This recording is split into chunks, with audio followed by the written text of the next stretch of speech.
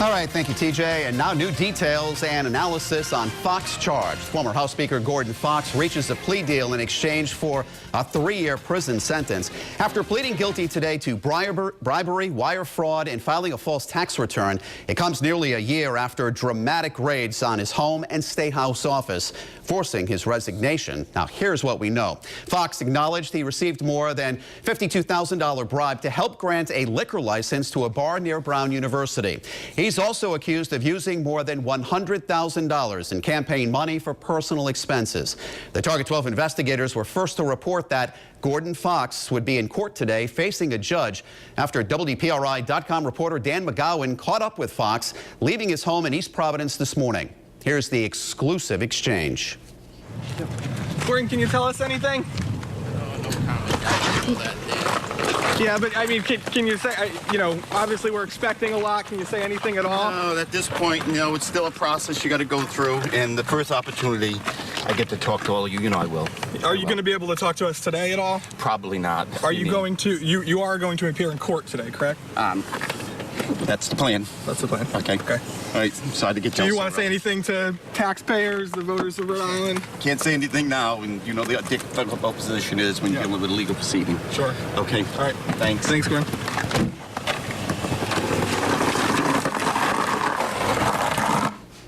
And joining me now, new at 5:30 for in-depth coverage, is former United States Attorney and Eyewitness News analyst Robert Corrente. Thanks for being here. Sure. It's been a long process. The investigation by several agencies led up to today's plea. You have experience in these types of cases. Is it difficult connecting all the dots?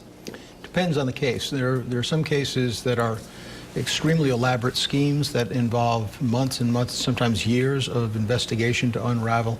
And there are others that are surprisingly simple, in which case you stumble upon an email or bank deposit or something and the whole case just unravels for you. Why is wire fraud so important in this investigation? Well, wire fraud sweeps in a lot of different kinds of conduct that may use wire transactions with a bank or an email or a telephone call, all those kinds of electronic communications, but it can cover a lot of different kinds of conduct, so it's a helpful tool for the prosecutors to use.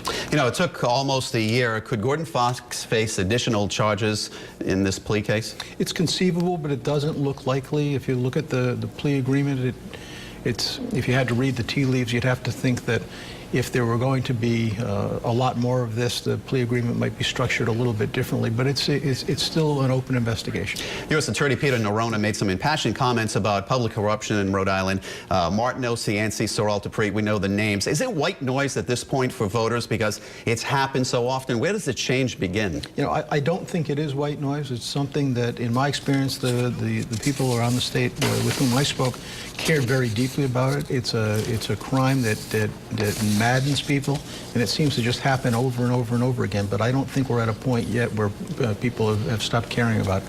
All right, and sentencing date is set for June 11th. Robert Corrente, thank you very much for your comments. You're very welcome. Kelly?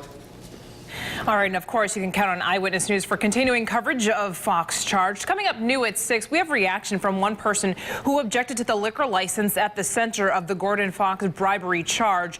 And coming up new on Eyewitness News at 6:30 over on Fox Providence, more in-depth coverage with a focus on how Fox allegedly spent the money in question.